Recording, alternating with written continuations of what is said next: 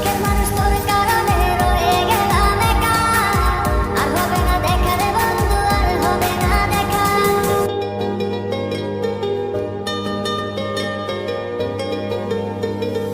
অন্তরেতে কিসের জ্বালা বলিব যে কারে, শখের মানুষ আঘাত দিল এই যে আমারে।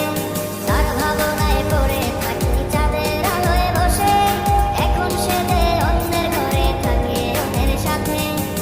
শখের মানুষ তোর কারণে রয়ে গেলাম একা, আর হবে না দেখা রে বন্ধু, আর হবে না দেখা। শখের মানুষ তোর কারণে রয়ে গেলাম একা, আর হবে না দেখা রে বন্ধু, আর হবে না দেখা।